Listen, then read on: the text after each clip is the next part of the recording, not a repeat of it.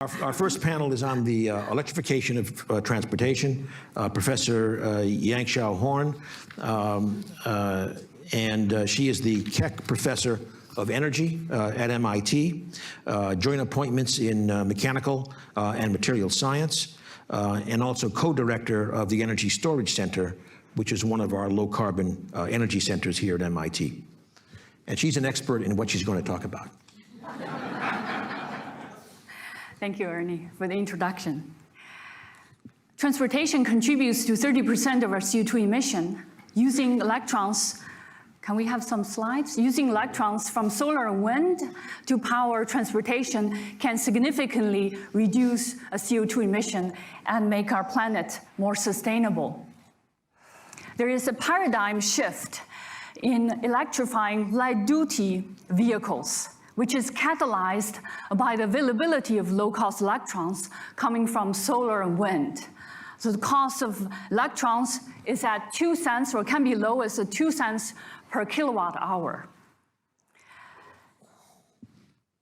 If we generate electricity from solar and wind, storing the electrons is very critical to meet our power and energy needs. We can store the electron energy in chemical form by pumping the electrons to higher energy levels through formation of new bonds.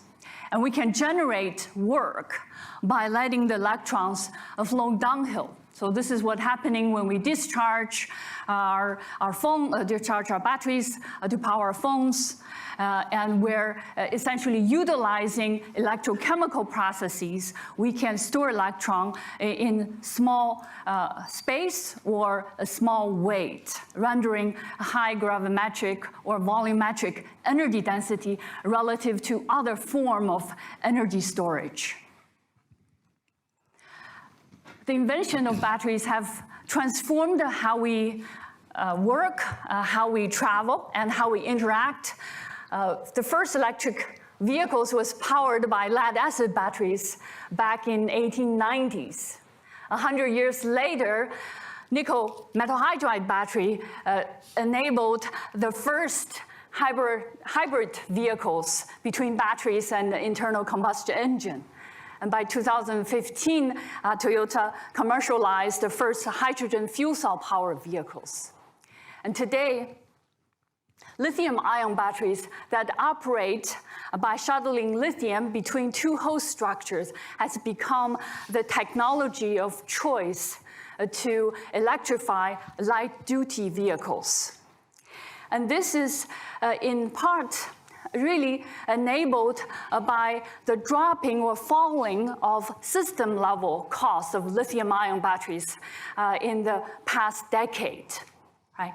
So looking at falling of lithium-ion battery price by 10 times over the past 10 years.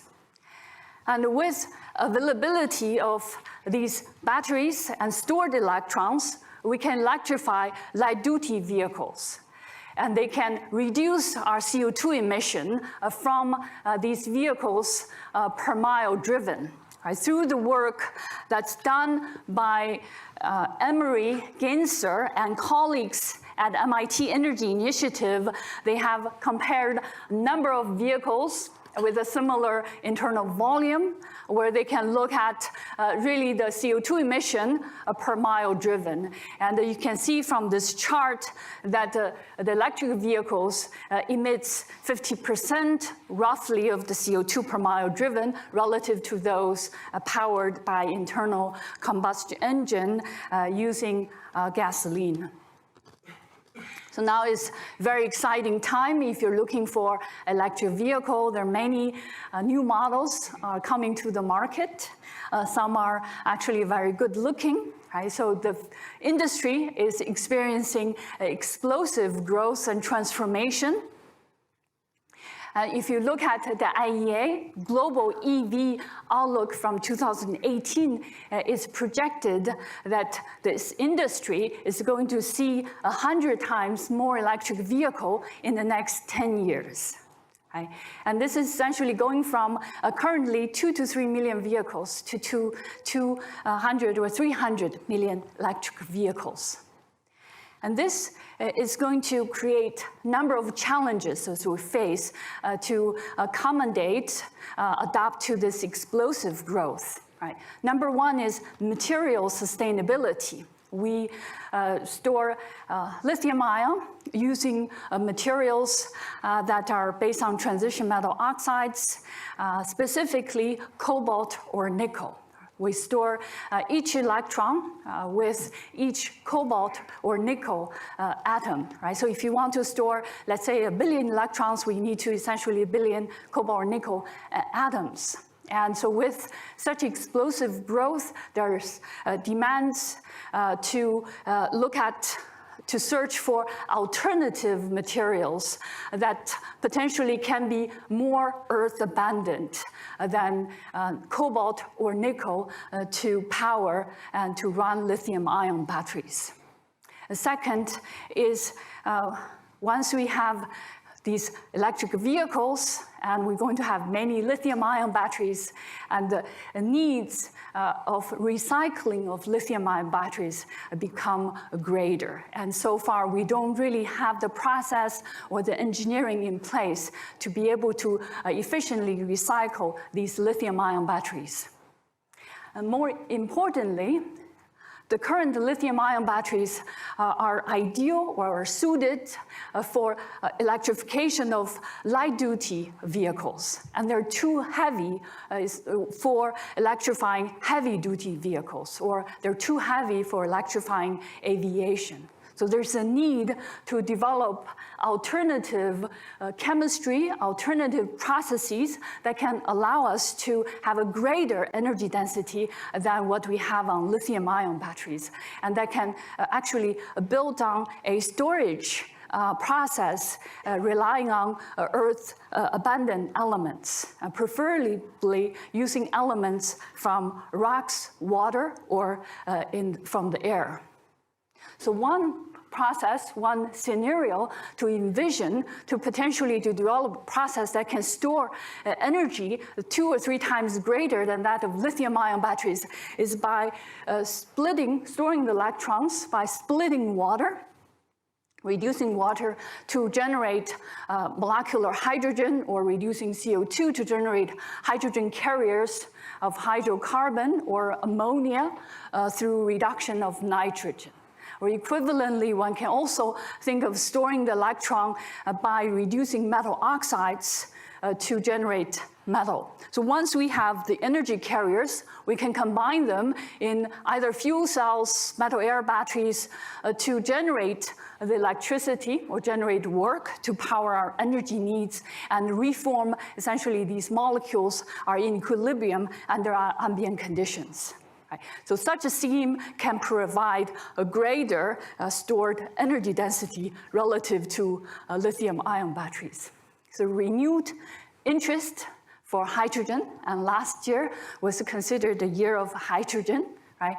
And this excitement in renewed interest, hydrogen is in part catalyzed by the needs or the development or interest of using hydrogen to decarbonize chemical industry or decarbonize metal making industry in Europe. And it's also in part catalyze the need of fuel cell vehicles or to decarbonize transportation in Asia. So you can see from this graph that European Commission funds the most research on fuel cells and hydrogen, and then Japan. China is a latecomer, is boosting its funding very rapidly, and potentially surpassing that of Japan in coming years.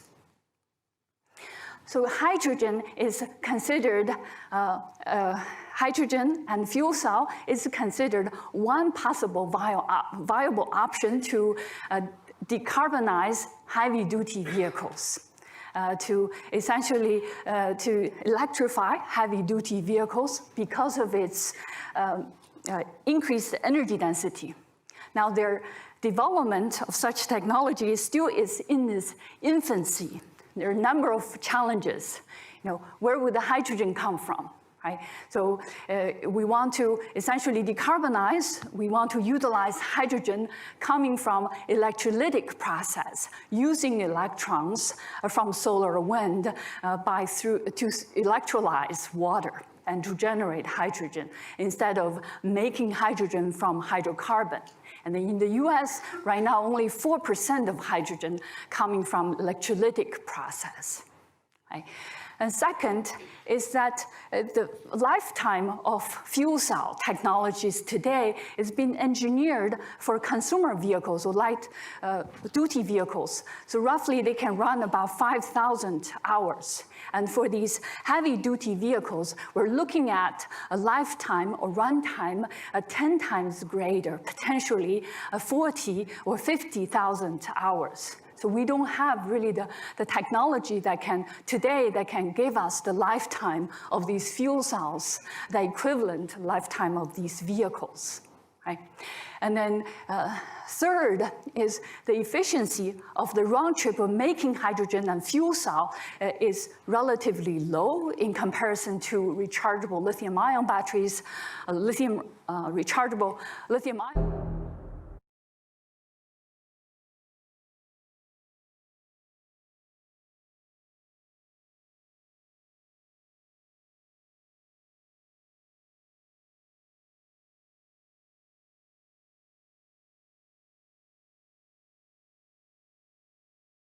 Batteries round-trip efficiency is around 90%, where fuel cells and electrolytic hydrogen is at 50 or 60%. So new research and development to make improvement on catalyst and electrodes are incredibly critical in order to boost the efficiency of such a system, especially for very large energy storage devices for these heavy-duty vehicles. And lastly, innovation on hydrogen storage is needed. So currently we use hydrogen stored, compressed hydrogen in carbon fiber cylinders, and they're at 70 megapascal or 700 bar. So if you want to increase its gravimetric, or you want to increase volumetric stored energy density, new materials is needed. Right? So potentially materials that can store more hydrogen in a given space relative to compressed hydrogen. Another alternative would be making, for example, other liquid form of hydrogen carriers. For example, if we could utilize ammonia in these fuel cells, then ammonia would be a liquid form of hydrogen carriers. So there are a number of challenges, but it's definitely a very exciting time to be in this field, to look at the batteries and the fuel cells contribute to decarbonize electrification of the transportation sector. So I'm just going to turn the podium to John, and he will discuss the source of fuel and also policy challenges. Oh, thank you. John, before you start, yep. Could we bring up the information for sending in questions? Oh, yeah. Basically, you can text MIT climate as one word to 37607. And I thought we would show this on the screen, but perhaps not. Okay. The process is that you're all invited to send in questions at any time. And here we are. There's the text on the right. And they will be sometimes consolidated into a question that will come to my iPad. This includes people online? Sorry? Includes people online? Includes people online, yes. Thank you. Yeah, includes people online. And then we will send those questions on to our panelists. Okay. So now we're going to turn to John Wall. As I mentioned, John has degrees from MIT, and he has 40 years of industry experience, which I think culminated in many years as the Chief Technology Officer of Cummins, the largest maker, I think, largest independent manufacturer of diesels and similar technologies. He's currently an advisor to the Department of Energy Joint Bioenergy Institute and Cyclotron Road, an energy incubator out at Berkeley. John? All right, thanks, Ernie. It's nice to be back here, nice to have a chance to roam around the hall. Some of them look familiar. I went to the Sloan Lab and did not look familiar at all, so I'm happy that you've invested in that in the last 40 years. In 15 minutes, I'll only have time to scratch the surface on a few of these things, but I would like to at least be able to share some perspective as we go through, and I'll get into a couple of details, and then hopefully in the Q&A we can talk about it more later. It did occur to me that in 40 years, the last 40 years, this is the first time I put a PowerPoint presentation together that did not have a company logo on it. So I thought I would include a photo of my grandkids, because I think that's how who we're actually doing this for.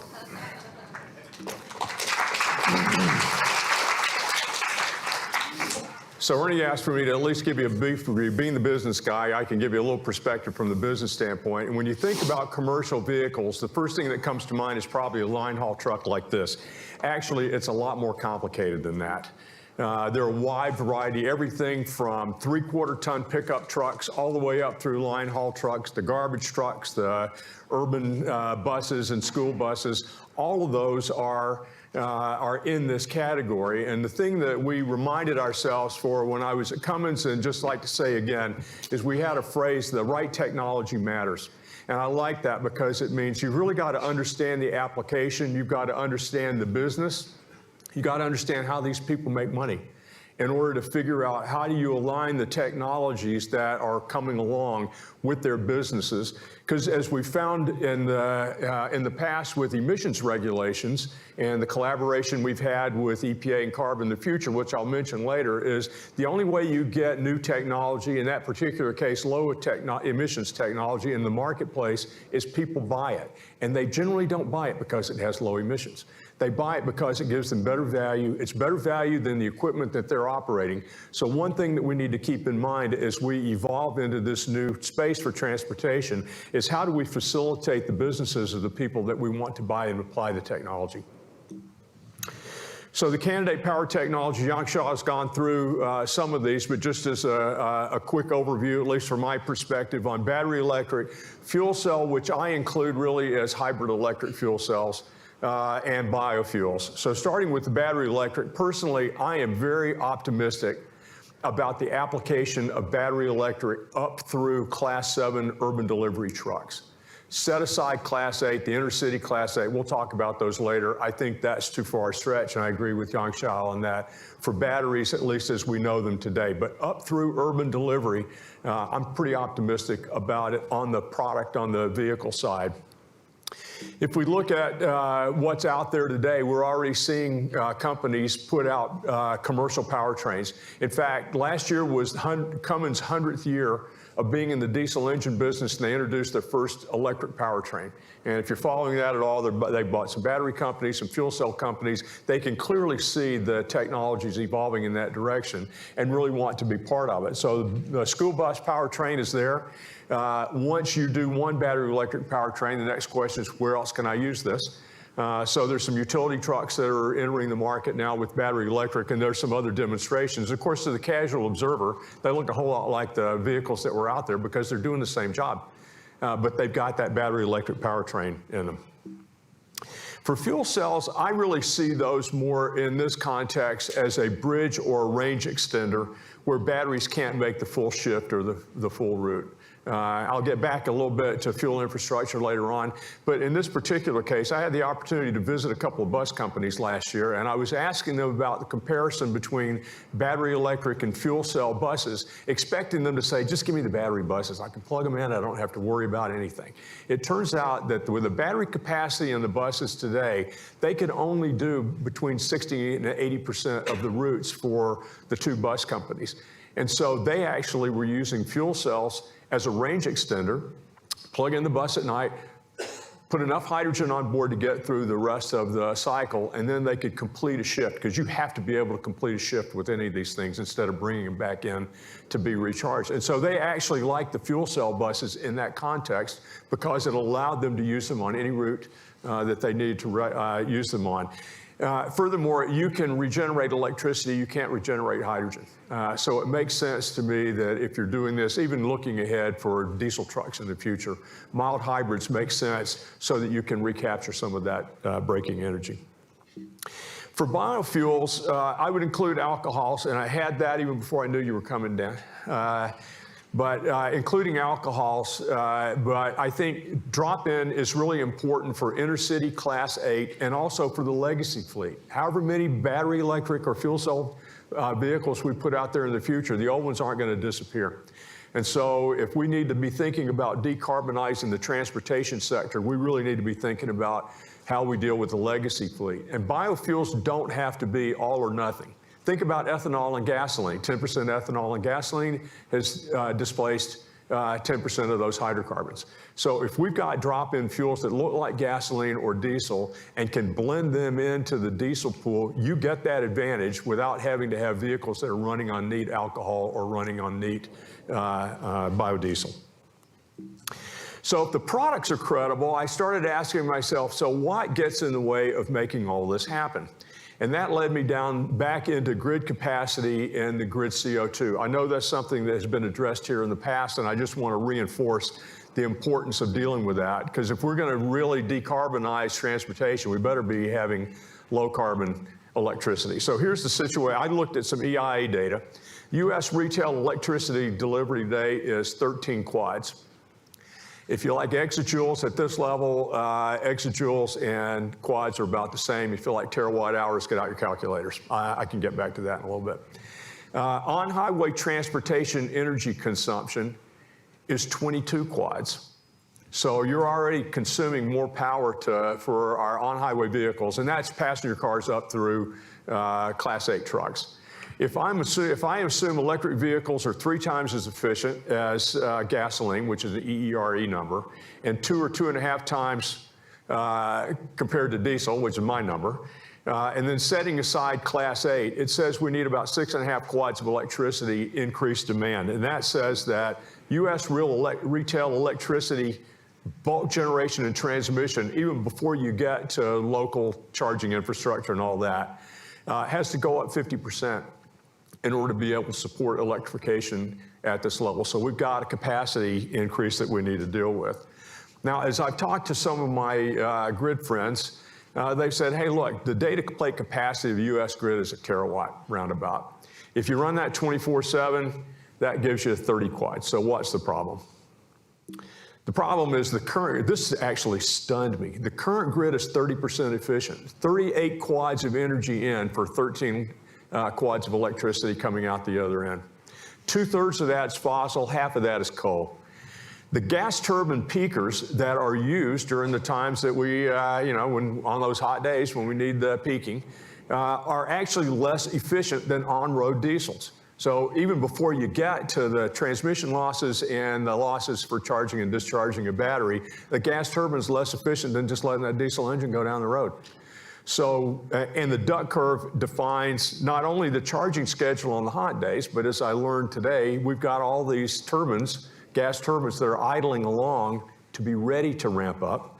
That's the problem. And I think that grid scale storage so that we can have dispatchable intermittent renewables is going to be a big part of this. You saw the longer time scale issues that Ernie showed today. This won't deal with that, but it certainly allows us to deal with how do you move from these intermittent solar and wind power generation into something that is actually dispatchable over several days. So let's talk a little bit about fuel infrastructure. One of the things that occurs to me when I'm thinking about this, and when people talk about, well, we've got this new technology, we'll make corridors, we'll make special corridors, we'll have hydrogen fuel corridors, we'll have high charging stations on the interstates so these Class 8 trucks can operate. And it sounds like a good idea, but let's look at what happened with CNG. CNG is coming out of the ground today at about 35 cents a diesel equivalent gallon. You can deliver it to the pump for half the price of diesel fuel. So why isn't everybody operating that way. In fact, Clean Energy worked with Pilot and one of the other truck stops to install, anticipating that people would move this way, install CNG fueling on a number of interstates, and they never put a drop of CNG in it because the business model in Class 8 trucks doesn't work that way. Back to being the business guy. Class 8 truck, most of those Class 8 line haul trucks are bought by the big fleets, and they run them for 3 or 4 years until they are to the point where they're going to be needing an overhaul. You know, they've got their target mileage on them, and then they resell them into the secondary market, and that they sell them for about 40% of what they pay for them. It is all part of the business model. They calculate that on the front end when they're looking at buying a new truck. That moves into a secondary regional market, which then dribbles down into local distribution. So if you've got a corridor you've got dedicated fuel and you've got a dedicated vehicle that has to run on that corridor, you can't sell it to anybody else except the ones that are running that corridor. So this is not, I mean, it's not impossible, but it is a heavy lift to disrupt what is the current business model in that industry in order to be able to think about these corridors. And that's the thing that takes me back to drop-in biofuels. Now, having said that, for Class 8 trucks, one of our early adopters for natural gas that went into it in a big way and been very happy with it and a big proponent of it is Waste Management. Those trucks all come home at night. They get the benefit of the fuel cost. They're actually quieter as they're operating, which is not a bad thing when the garbage truck's going up the alley behind your house at 4 a.m. And so they were a big proponent of it. And so when you've got centralized fleets, and this will map over to hydrogen, it will map over to charging infrastructure, then you've got a way to be able to manage this. But the line haul is going to be a big issue, and I think that's going to really require biofuels to make that work for the foreseeable future. The last thing I want to hit quickly is business and public policy and regulation. And I put business together with that because the driving force, as I mentioned earlier, won't be purely business economics. As we saw in the transition to lower emissions technologies, the cost of the vehicle goes up, but you need regulatory policy to create a level playing field in the business, and that will drive technology innovation and introduction. In fact, the EPA has a specific mandate in the Clean Air Act to be technology forcing. But being able to work, so we're looking back to what happened between 1990 and 2010. And Carl Simon, I know you're online. I didn't just put this in here for you, but there it is. EPA and CARB worked with some progressive businesses, not all, but progressive businesses, to look at how do we develop technologies so that they can be reliable when we introduce them to reduce the criteria pollutants for NOx and particulate. And over 20 years, we did a 99% reduction in both of those. And we created new jobs in the process. Cummins created a $2 billion business to make exhaust after treatment systems with good paying American jobs.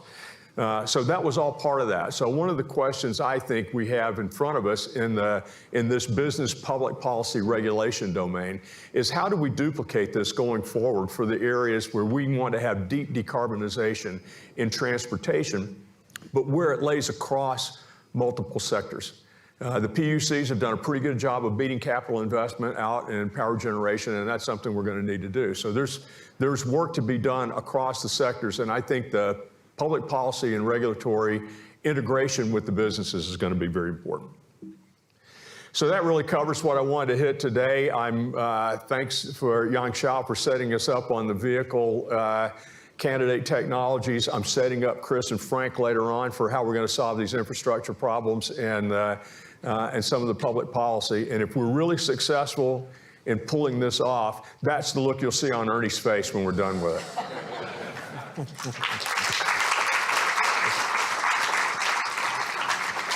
Well, thank you, Yang Xiao and John. Turning to the questions, by the way, the first question is very easy. Will you be sharing the slides with participants? Yes. So that one we've taken care of. But actually, before turning to the other questions, maybe for both of you, could you comment on what you see happening with charging time, refueling time, batteries, fuel cells, et cetera? And to what extent do you think there is going to be any issue here to deal with? In the past a few years, there's a tremendous advances in increasing essentially advanced charging for electric vehicles. And I hear there are some technologies that allow electric vehicles to charge within 5 minutes up to 20 to 30% of the capacity. So of course, this type of a charging technology may shorten the battery life, but certainly will help people out in an emergency situation. So fuel cell charging time traditionally is always much faster relative to electric vehicles. So I think it's less of a concern. So being a mechanical engineer, I do recall I squared R, and that's something that, as you see the voltages go up, are certainly improving not on times, but some of the losses. But again, it gets back to scope. If we're talking about a dozen cars or some cars that are parked out in front of Target, you're in one place. If you're talking about recharging an entire fleet at night, then that's a much big power draw, and I think will give the utility some local infrastructure issues to deal with. Not insurmountable, but you got to do it. Mm-hmm. Okay, a question from the audience is, how much can lithium-ion batteries really come down in cost? And is there anything game-changing in the pipeline? I think that's for you, Michelle. I'm sure that's yours. Well, I guess the straight answer is I don't know, but there are tremendous, I think, opportunities to further reduce the cost of lithium-ion batteries down to the material cost, right? So I think the current thinking is that potentially dropping below $100 per kilowatt would be challenging for lithium-ion batteries, and certainly. Alternative or new material, novel material design, for example, if we can find new materials that can store lithium that's free of cobalt or nickel, utilizing manganese or iron.